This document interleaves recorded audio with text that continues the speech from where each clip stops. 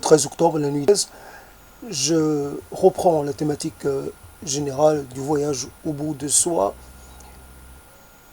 pour parler de choses et d'autres. J'ai pas d'idée tout à fait précise, sauf un peu parler de la solitude ou le fait d'être seul de façon, euh, j'allais dire, permanente. Et simplement, cette histoire... Oh,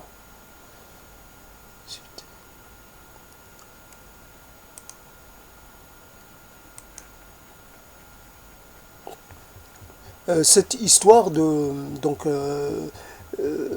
un petit problème technique là. Et donc, la chose qui est de l'ordre euh, du voyage au bout de soi, quand on parle de voyage, de déplacement, il est possible qu'on ne soit pas tout à fait dans la réalité de ce qu'on a envie de dire ou de décrire, qu'on soit un petit peu dans une sorte de jeu avec la langue. Et donc c'est vrai sans être tout à fait vrai. Donc voyage au bout de soi, c'est la chose qui est... c'est presque un voyage qu'on fait, qu'on va faire tout au long de sa vie, et duquel on revient pas. On revient pas. Donc pendant que je parle, je suis encore en train de faire ce voyage. Euh, Simplement pour enlever le brouillard qui reste. Il y a des éléments un peu opaques qu'il faut que qu'il faut que je sais pas comment on dit, désopaque. En tout cas, il faut que je les mette en lumière, il faut que je les révèle. Et voilà, donc, mais avant de commencer, j'avais pensé à cette chose, reprendre cette thématique, puisqu'on est dans une sorte de compétition à celui qui met le plus de concepts ou le plus d'expressions, etc. Plus on en met, plus on peut espérer être bien considéré, bien noté. Là, dans cet exercice, on est un peu à la merci de celui qui va écouter, qui va évidemment jouer le juge, alors qu'en fait, pour moi, il a une part mineure. Il ne fait pas le travail, lui. Et pour réellement être à égalité avec moi, il faudrait qu'il fasse la même chose, qu'il prenne ses propres thématiques et qu'il commence à les investir, à essayer de les développer. Elle verra la difficulté que ça, que ça révèle, que ça comporte. C'est vraiment très particulier comme exercice. Alors donc un voyage immobile, donc l'expression un peu, je ne sais pas où je l'ai trouvé, mais je l'ai depuis un moment, le voyage immobile, c'est en même temps plein de choses. C'est une métaphore, mais qui, je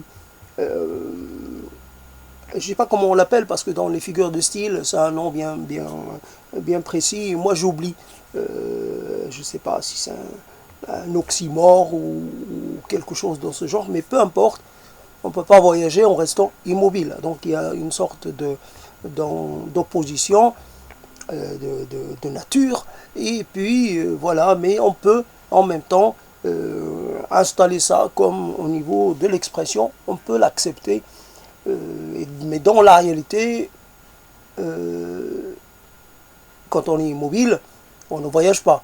Sauf qu'on peut voyager mentalement. Et là, c'est un autre type de voyage. Mais il s'agit de toutes les façons. Il s'agit. À chaque fois on parle de voyage au bout de soi, qui est un voyage aussi bien physique que mental. C'est là où les choses deviennent un peu plus complexes et s'interpénètrent. En même temps, c'est dans la relation entre ce qu'on vit et ce qu'on ne vit pas que c'est cette relation-là et ce rapport qu'on a avec le réel qui va alimenter le discours que l'on va tenir après. C'est parce qu'on n'arrive pas, on, on veut continuer à voyager, à se déplacer, mais en fait on en est empêché. D'un côté, il y a l'empêchement physique aussi bien que mental, parce que ces paroles-là n'arrivent pas à me faire avancer. Malgré tout, à un moment donné, je reste sur place. Je suis dans une sorte de situation où je ne peux pas faire un pas de plus. Je suis limité par mes mots, je suis limité par les possibilités intellectuelles que j'ai, les possibilités sémantiques, les possibilités au niveau de l'imagination, tout ce que j'ai est un peu, je peux l'avoir épuisé, et donc j'ai besoin de me réalimenter, ou me réapprovisionner, et je ne trouve pas où. Voilà, donc pour parler, donc j'ai mélangé beaucoup de choses, il y a une sorte de confusion qui est là. Je ne sais pas pourquoi, avant de commencer, j'avais une idée très claire, je voulais parler, puis j'ai confusionné les choses. Voilà, c'est comme ça aussi, les risques de l'exercice en direct sans filet. Le voyage immobile, bien entendu, c'est un voyage confortable. N'oublions pas que c'est confortable, on risque rien. On risque rien à voyager, on reste tout en restant sur place. D'ailleurs, ce n'est pas que métaphorique, c'est carrément physique. Je suis assis et c'est ici que je suis assis. Et c'est de ce lieu que je parle, que j'ai pris la parole pour la première fois, un peu dans ce style-là. J'avais l'habitude de prendre la parole, mais j'utilisais à l'époque le dictaphone, mais pour ce qui est d'utiliser la webcam et de commencer à parler, ça a été de cette place-là.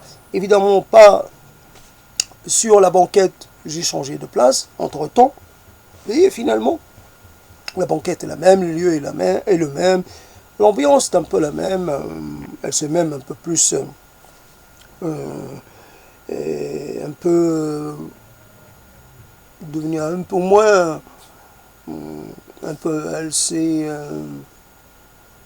opacifiée, devenue un peu moins lumineuse, un peu moins claire. Il y a pas dire c'est de la tristesse, il y a quelque chose de l'ordre de la résignation.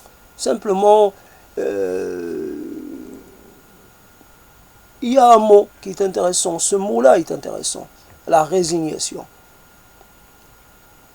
Bien sûr, ce n'est pas la première fois que je me résigne, on se résigne en permanence, on accepte et on fait avec, on s'incline devant plus fort que soi, aussi on s'oblige à respecter des lois, des codes, etc.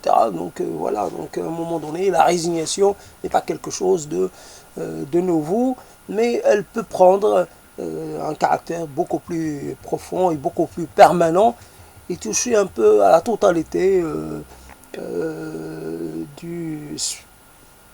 à la totalité de l'arc des possibles qu'un être humain possède, voilà, que n'importe quel humain possède. Évidemment, l'arc, c'est intéressant, l'arc, je l'ai un peu extrait d'un article qui parlait de politique. Il y a l'arc, et puis ici, là où j'habite, il y a le mot archipel. Un peu l'idée de l'agrégat. Et tout à l'heure, j'ai entendu quelqu'un parler de pensée ou quelque chose de granulaire. Donc les grains, un peu la totalité est composée un peu d'éléments qu'on peut individualiser. On peut essayer d'unifier quelque chose qui a un caractère d'individualité. C'est le rassemblement, c'est le fait de se mettre à plusieurs pour arriver à un résultat qui arrangerait tout le monde. On n'arrive pas à faire quelque chose tout seul, on s'est réunis à plusieurs pour la faire aboutir. Donc là, ça rejoint évidemment la thématique de la solitude. C'est quand l'être ne peut plus s'intégrer à aucun groupe, qu'il se retrouve en exil forcé de tout ce qui est rapport humain. C'est vrai, les choses ne sont jamais définitives. Quand on affirme quelque chose, on peut toujours un peu le nuancer.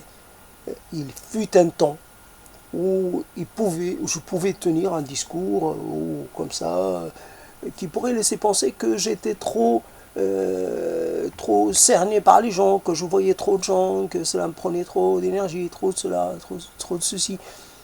Il arrive un moment, en fait, on n'a plus à disposition, on n'a plus personne à disposition. Il faut faire avec les souvenirs, mais les souvenirs, normalement, c'est un rappel, là aussi, permanent à ce qu'on a perdu, à ce qu'on aurait pu avoir, qu'on n'a pas eu. Alors que le souvenir est une matière délicate à manier. Voilà, donc ces jambes-là qui auraient pu m'amener très loin à visiter le monde entier, bien entendu. Il suffit de dire à ces jambes de se lever et de se mettre en rythme. Et c'est le premier pas qui compte, n'est-ce pas? On dit cela. Et après, ce qui est toujours intéressant, c'est qu'on peut dire ce type de choses comme ça. On peut motiver quelqu'un, mais quant à se motiver soi-même, c'est une autre affaire. Je vois que quand on veut parler, on est toujours obligé d'emprunter des expressions, toujours des choses prêtes à l'emploi. Il n'y a jamais rien qu'on invente, c'est de la réutilisation, c'est de la récupération, c'est du réemploi. C'est pas que ce soit mauvais en soi, mais où elle est la spécificité de mon voyage à moi? Je ne la trouve pas. J'ai pas de spécificité, j'ai des mots que j'aligne et comme n'importe qui. Voilà. Je suis un peu une sorte de plan. Je le suis plus ou moins bien. Et j'avance.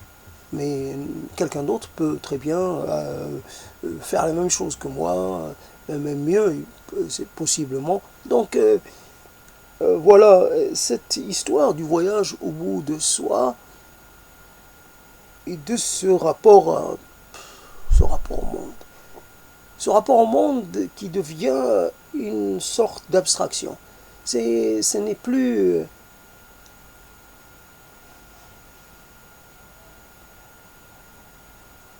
Je me rappelle une histoire comme ça qui m'est arrivée quand je suis arrivé en France. J'avais quelqu'un qui était chargé d'enseigner une matière en histoire de l'art. Et puis, je sais pas, je me suis retrouvé invité chez lui. Et finalement, j'ai pas trouvé plus intéressant à faire qu'un psalmodier du Coran. Donc à l'époque, je connaissais encore le Coran par cœur et j'ai psalmodié. Mais évidemment, comme on dit, chanter. Bon, évidemment, j'ai pas réussi, j'ai jamais réussi parce que j'ai pas appris le chant. Et donc, je fais toujours des fausses notes, etc. Et j'ai pas le souffle qu'il faut. Donc, j'ai fait comme j'ai pu. Mais à l'époque, je devais quand même avoir un peu de voix. J'étais pas vieux à l'époque. Et cette personne-là, donc, elle m'a pas dit que que je lui avais offert un exotisme pas possible ou que je l'avais transposé quelque part, transporté quelque part. Et ben, finalement, cette personne a fini sa vie dans une collectivité chrétienne, ce qui est ma part. Donc, je me rends compte que j'avais fait un très mauvais choix. J'aurais pu très bien essayer je sais pas, de dire quelque chose d'autre ou rien. Ou me taire comme l'a fait, comme normalement, répondre aux questions qu'on me pose et puis passer un peu de temps avec la personne, et puis c'est tout. Je n'étais pas obligé. Mais à l'époque, je sais pas. À l'époque. Et je me rappelle je ne sais pas ce que je lui avais dit, il m'avait dit, ne change pas. Et puis il avait été très déçu parce que je lui avais dit, je me rappelle, voilà, de façon un peu sommaire, que je lui avais dit quelque chose, il n'a pas accepté que j'ai pu changer. Donc c'est ça le truc. On change malgré nous. On change comment? Jusqu'à quel point? Jusqu'à quelle profondeur?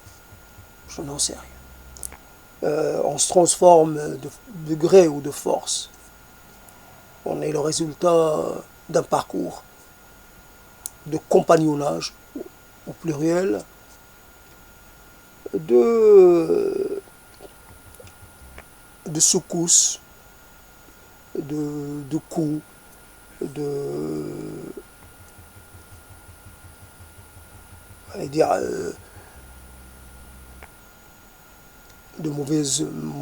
mauvais moments, mauvaises passes, plein de choses comme ça. On est le résultat. D'ailleurs, souvent, on n'est pas dans l'équilibre. Soit on est content de soi, soit on est dans la dépréciation. Moi, je suis dans cette dernière catégorie. J'estime que je n'ai rien fait. La chose, je pars toujours de l'idée que quand je parle, c'est moi qui parle, c'est ma voix, mais je n'exprime rien qui ne soit superposable à autre chose qu'à quelqu'un. Mon discours rejoint un autre discours d'une autre personne parce que le monde nous fait, et la vie nous fait un peu sentir les choses de la même façon. De la même façon, outre le fait qu'on utilise la même langue et les mêmes catégories sémantiques, mais en plus, on n'a pas 3 ou 4 rapports aux choses, on n'a que 2 rapports aux choses. Soit on réussit sa vie, soit on ne la réussit pas. Et dans la catégorie « je n'ai pas réussi ma vie », je peux très bien me retrouver comme le porte-parole d'une quantité de gens, et même qui pourraient être des gens locuteurs d'autres langues. C'est pas un problème, c'est quelque chose de très universel. Alors je fais attention, je suis un universel qui évidemment s'exprime individuellement, mais c'est moi qui parle, mais ma voix, elle participe d'un sentiment global, encore une fois, universel.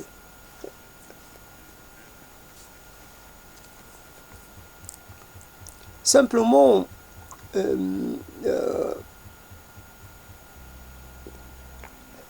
j'ai entendu tout à l'heure parler de temporalité ou de chronologie plutôt, et toujours la chronologie des événements. Simplement, je vais avoir 60 ans, mais pour moi, 60 ans, c'est un chiffre qui ne me dit rien. C'est quelque chose qui m'est étranger. Pour les autres, c'est moi, je vais avoir 60 ans, moi c'est 60 ans, ça me correspond. Ça correspondra à l'idée qu'ils se font de quelqu'un de 60 ans. Mais moi, 60 ans, je ne sais pas où je me situe, moi, ni 60, ni 40, je suis quelque part, je suis nulle part. Je ne peux pas dire que je suis vieux, je suis jeune, je ne sais pas. Je suis tout sauf un homme de 60 ans.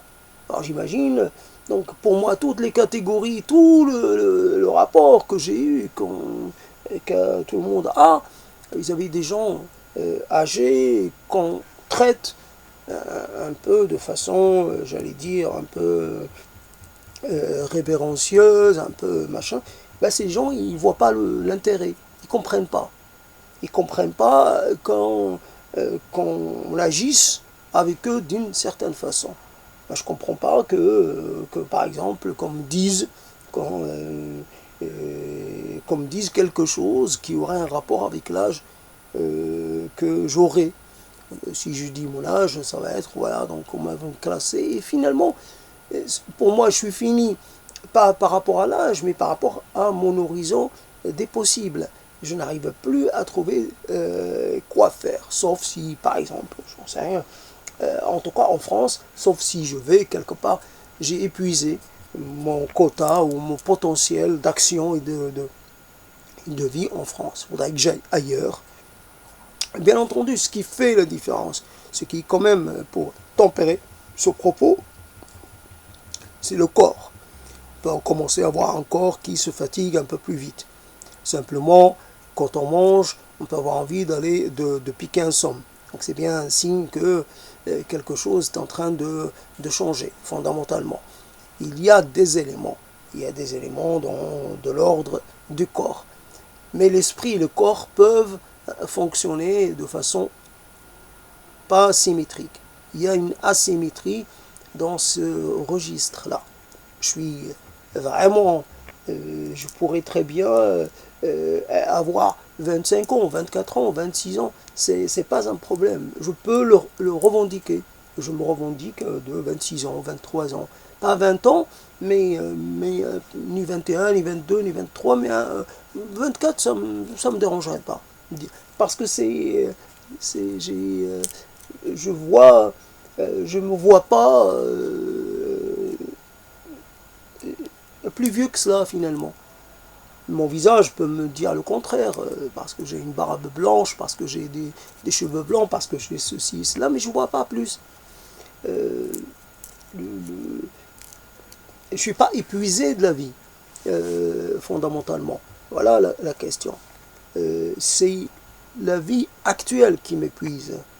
Mais la vie en elle-même, non, pas encore.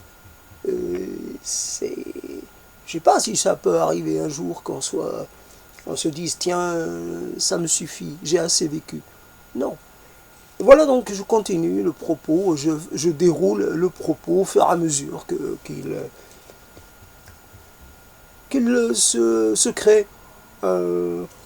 Bien entendu, je suis depuis le début déjà hors de ce propos. C'est ça qui est paradoxal. J'essaie de faire en sorte de paraître dans le propos alors qu'en fait je suis assez extérieur. Je ne sais pas ce qui s'est produit. Un petit décalage. On a envie d'une chose, puis finalement on y renonce. La seule chose, c'est que quand on commence un enregistrement, on ne peut pas.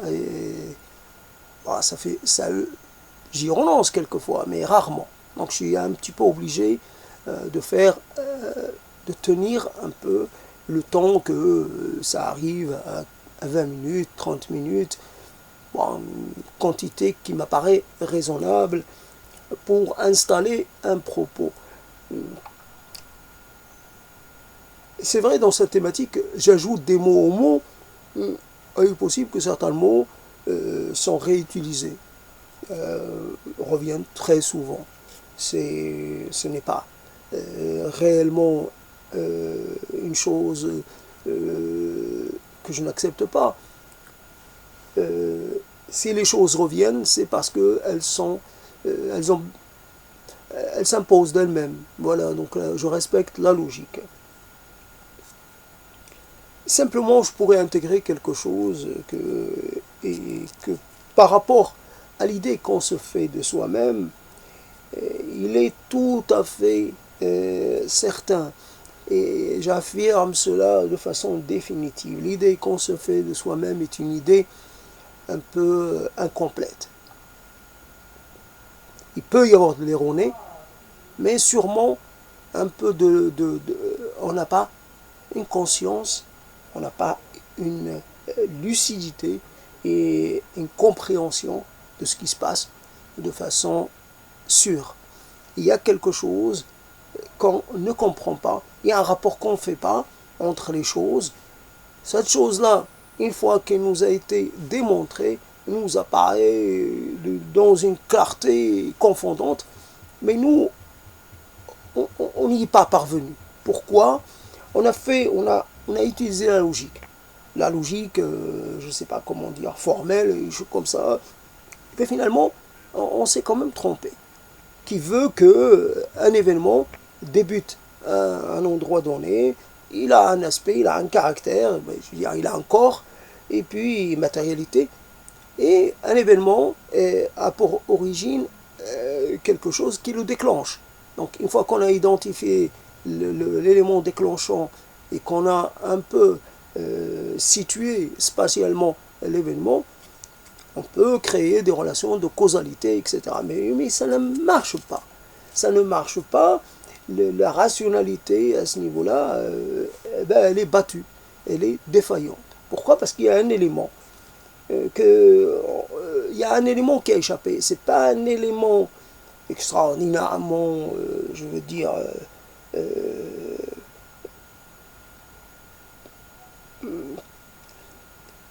l'interprétation de l'événement en est toute changée.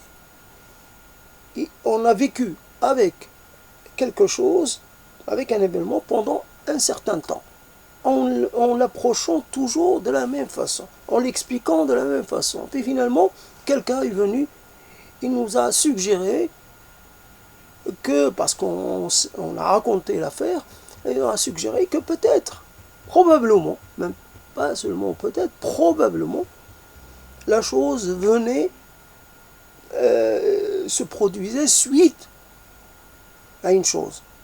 Donc le lien, il s'est déplacé. Le lien de causalité, il s'est déplacé. Donc il y a une erreur qui est totalement, qui rend, qui fait, comment dire, avec laquelle on est obligé de s'adapter, qu'on l'accepte sur le champ, mais ça renverse toute la relation qu'on a eue au phénomène. Voilà. Je peux essayer. La réalité, la vérité, peu importe, je passerai mon temps à en parler. Je l'approcherai que de façon même, je dirais, marginale, par les côtés. Il est possible que je me trompe dans la plupart des cas. Donc l'erreur, non seulement elle est humaine, mais l'erreur est intrinsèque, l'erreur est concomitante même, et l'erreur, elle est même dans le fait même de penser ou d'essayer de comprendre ou d'interagir. Il y a obligatoirement une erreur quelque part. Bien sûr, l'erreur n'est pas systématique, mais pour chacun d'entre nous, elle va se nicher dans quelque part. Ça va être différent. Mais il peut y avoir des erreurs partagées, j'allais dire universelles, partagées par beaucoup de gens sur la compréhension d'un événement. On peut être dans une sorte de mystification, auto-mystification ou auto-aveuglement. Mais voilà, ce n'est pas grave puisque c'est général. Le problème, c'est que quand on se trompe, comme ça individuellement, cela peut avoir des conséquences sur notre rapport à l'autre, sur la vision qu'on se fait des choses, sur toute une série de choses, et ça peut aller loin. Donc simplement, on fait un peu,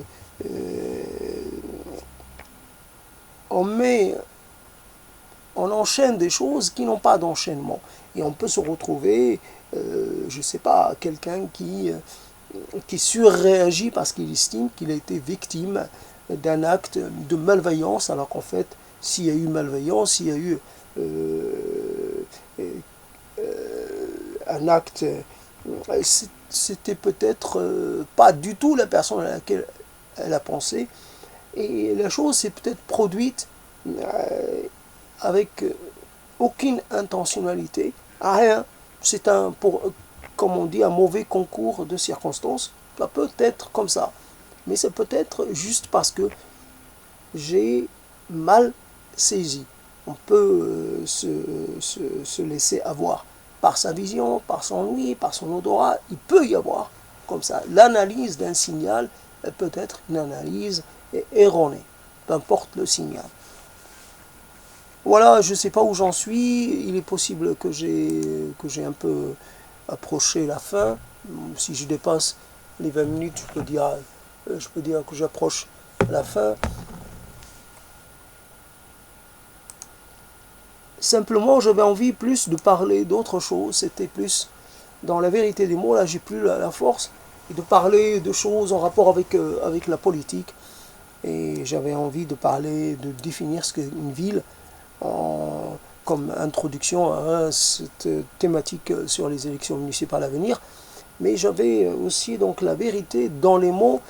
Et justement, j'avais trouvé, je trouve par exemple que des gens différents, font un usage particulier des mots.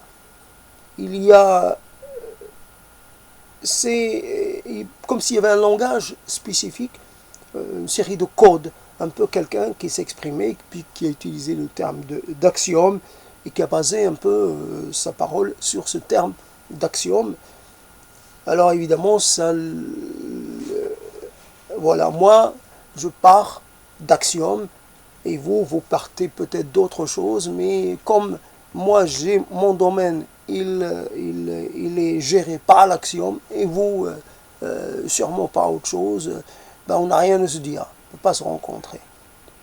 La vérité est la vérité est dans les mots, les mots contiendraient un peu comme, comme ce verset du Coran qui dit il a appris tous les noms à Adam et finalement, alors je ne sais pas les noms de qui, c'est pas expliqué, mais d'une certaine façon, ça peut être les noms des anges, ça peut être aussi le nom des choses à expliquer. Donc dans ce dispositif d'explication et d'originalisation du monde, donc c'est comme ça. Il y a un maître, il y a un apprenant. Donc finalement, un apprentissant. Il y a quelqu'un qui permet d'accéder à la connaissance. Mais la connaissance, donc, la question qu'on peut se poser, est-ce que cette connaissance est indispensable au rapport qu'on va avoir avec le monde? Est-ce qu'elle est vraiment nécessaire? Donc la question peut se poser. En tout cas, le monde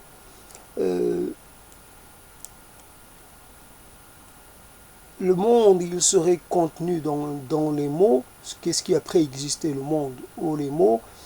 Ou alors les mots sont là pour expliquer le monde, ou alors le monde est né et se développe au fur et à mesure des mots qu'on acquiert.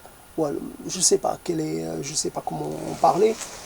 En tout cas, simplement quand on utilise un mot pour soi, ça peut être pour un usage un peu léger, un peu superficiel. L'idée de parler d'une certaine forme d'abandon, la solitude, le fait de pouvoir se revendiquer comme quelqu'un de seul, ce n'est pas pour prétendre à un statut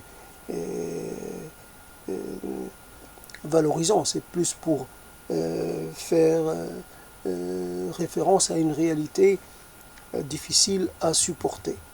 L'instant qui passe, un instant de dépossession, on est dépossédé de ces instants, on est dépossédé de son contrôle sur l'instant, de la chose qu'on peut faire avec l'instant. On ne peut rien faire dans cet instant, dans le prochain, prochain. Chaque fois, c'est... Même si on fait quelque chose, ça n'a pas de valeur, pas de grande valeur. On maintient le corps, dans une sorte dans un état de fonctionnement. Voilà, on s'occupe du corps, mais pas plus. Le reste, le monde, et on sait que le monde est grand, est immense. Le reste du monde devient une sorte d'ex, comme s'il était situé à des milliards de kilomètres ou à des centaines ou milliers d'années-lumière. Le monde est lointain. Et il est impossible à, à toucher, à habiter. Le monde est juste l'idée que je m'en faisais.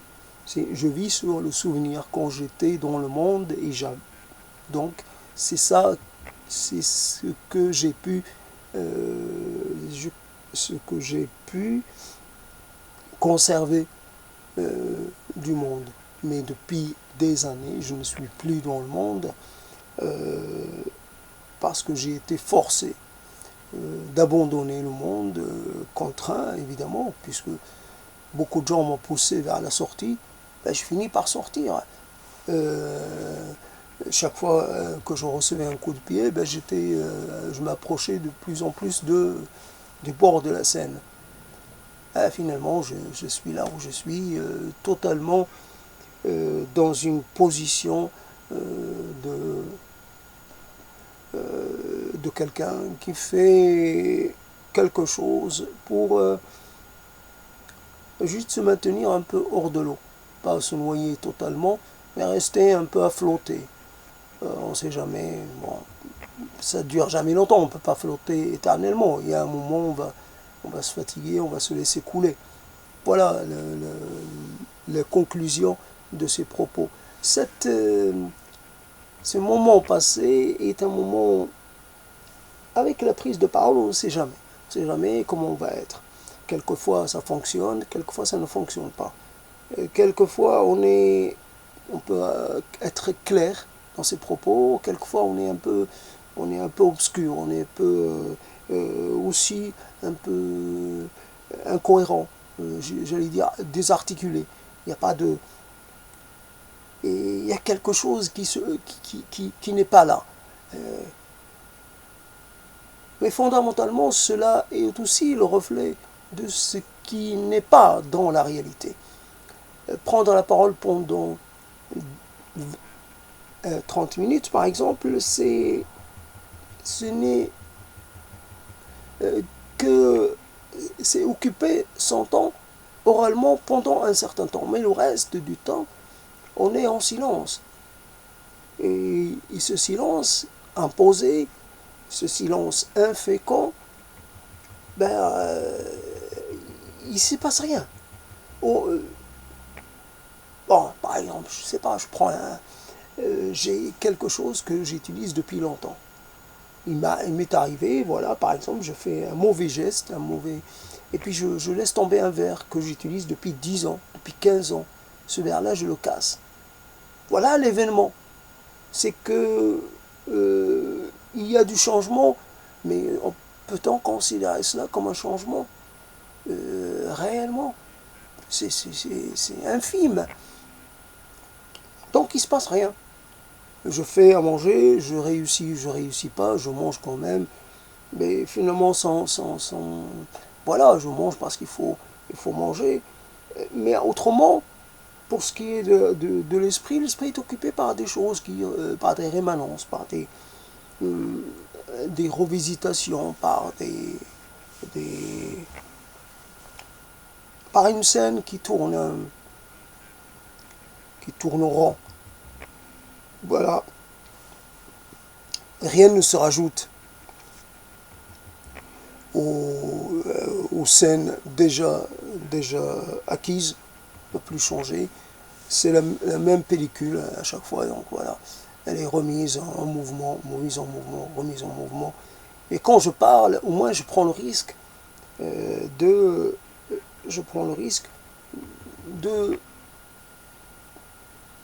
m'occuper, d'oublier un peu ces ritournelles que j'ai en tête, mais en même temps, je me mets un peu, non pas en danger, mais je m'expose parce que je peux révéler par là, je peux donner les moyens par là à quelqu'un qui pourra très bien essayer de me faire du mal. C'est-à-dire me montrer l'étendue de son mépris pour ce que parce que je fais quelque chose qui n'a pas de sens, qui n'a pas de valeur, parce que je me... Non. D'abord, évidemment, j'oblige personne à m'écouter et j'oblige personne à me juger. Simplement, c'est un exercice solitaire. Ça plaît ou ça plaît pas. Si ça plaît pas, on passe à autre chose. Hein. Je veux dire, les gens qui ne me plaisent pas, ils m'imposent pas quelque chose. Moi, j'impose rien à personne. J'impose surtout pas qu'on m'écoute. Après, c'est uniquement un peu de façon indirecte. Il y a ce souci de la question un peu environnementale et dans cette ajout. On parle pendant une demi-heure, on met ça sur YouTube et quelque part ça va coûter en énergie parce que pour maintenir disponible cet enregistrement, il faut que des machines fonctionnent et on sait évidemment ça a besoin donc d'énergie et tout le circuit un peu, à part que l'énergie propre, il y a aussi des énergies un peu sales. Donc finalement on participe à un système malgré soi et ces enregistrements sont maintenus à disposition en permanence, qu'elles soient écoutées ou pas.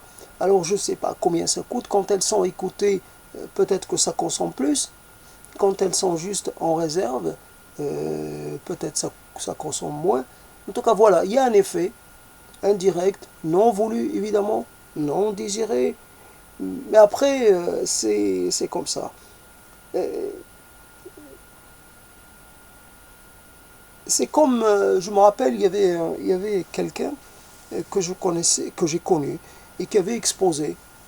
Donc il avait mis des choses, bon c'est quelqu'un qui faisait dans l'abstrait, il avait exposé des choses, ben, ces choses-là, bon, dans l'ensemble, il n'a pas eu de succès. Pour rester dans le vrai, c'était une exposition assez déserte. Mais il y a des choses qui ont recueilli encore moins d'intérêt de la part des visiteurs. Ben, ces choses-là, elles étaient un peu particulières. S'il les a mises là, c'est qu'elles avaient de l'importance pour lui. Mais il faut prendre la chose à exposition dans son intégralité. Il peut y avoir des éléments un peu moins, je veux dire, un peu moins expressifs, un peu moins réussis, un peu moins...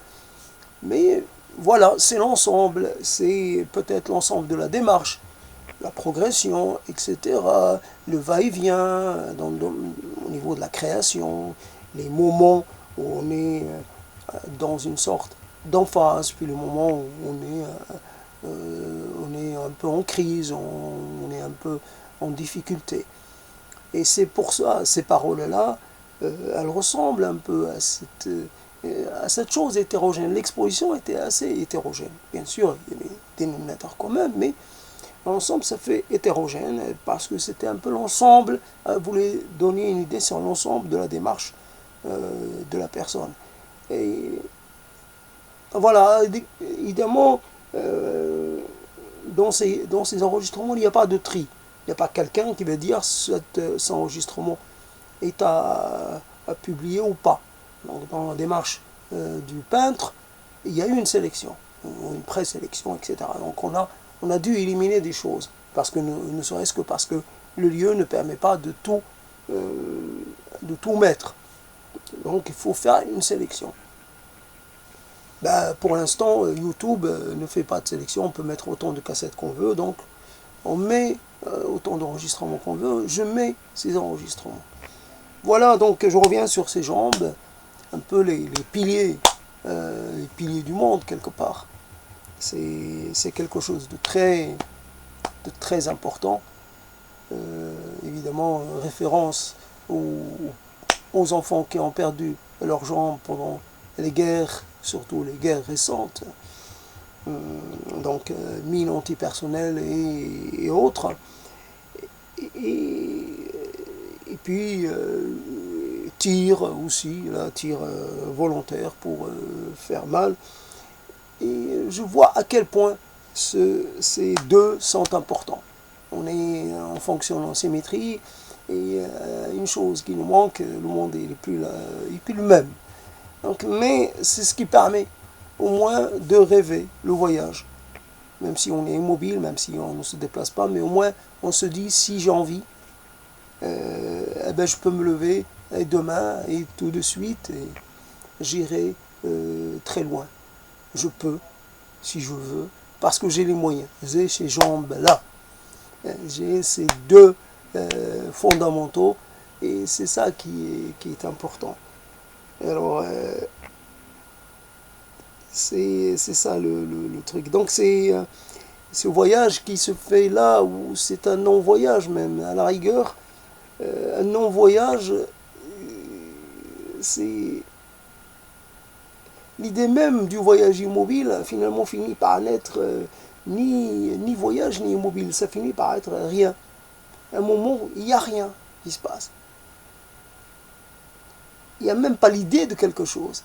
Et à l'absence, on est vidé de toute idée, de toute dénomination, de toute identification. Il n'y a rien. Il ne se passe rien. On est tellement... je ne sais pas, il y a donc les moments, ces moments qui se succèdent, finissent par rendre le rapport au réel inconsistant, insubstantiel. Il n'y a plus, le réel n'a plus de substance, n'a plus de corporéité, n'a plus de matière. Donc après, pour parler métaphoriquement, il faut aussi avoir l'impression de faire quelque chose, de vivre quelque chose quand on est hors de la réalité, hors de la sensation, hors de l'éprovation ou de l'éprouvoment, je ne sais pas comment on peut le dire, quand on est en rapport avec rien.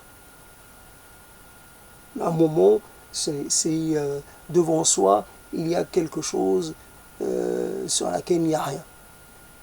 Et rien ne se projette sur une surface comme ça, une surface où il n'y a rien. Ni couleur, ni ligne, ni visage, ni rien. Ni événement, ni rien. C'est... Quand on perd, on arrive à cela. Évidemment, là, peut-être je pousse un peu, mais on peut arriver à quelque chose. Là, avec la langue, avec les mots, j'essaie d'approcher de quelque chose. Évidemment, je sais que je n'y arrive pas. J'essaie, mais c'est perdu d'avance. Il y a quelque chose dont je voudrais parler qui ne peut pas être nommé ou identifié par les mots. Encore, il faut ajouter le fait que certaines choses peuvent ne durer que très brièvement. Mais là, la notion de temps n'a pas d'importance. Il y a des choses qui sont très intenses, ou même si elles durent très peu de temps. Donc la temporalité de la chose n'est pas une donnée, n'est pas quelque chose qu'il faut... voilà, donc péniblement, là, il y a une sorte de labeur dans cette action-là. Péniblement, je suis arrivé à mettre quelques mots ensemble. Il y a, malgré tout, malgré cela, normalement, j'aurais dû éprouver une certaine jouissance. Je me préparais à ça, parce que quand on perd l'essentiel de l'action sur le réel, on se réfugie dans les mots. On essaie de récupérer une sorte de fonctionnalité, une sorte de matérialité, une sorte d'actionnalité dans le domaine des mots. Quand les mots vous lâchent, alors vous êtes lâché, vous êtes fini, il n'y a plus rien. C'est définitif. Mais au moins, cette parole aura peut-être réussi à montrer à quel point, si on l'écoute un peu jusqu'au bout, à quel point il y a le terme de déréalisation, à quel point la dépossession, à quel point la perte de soi peut être quelque chose de dur et de lourd à supporter. C'est une partie de la réalité. Parce que la réalité, personne ne peut la décrire, étant entendu qu'elle est multiforme, tout ce qu'on veut. On ne peut que l'approcher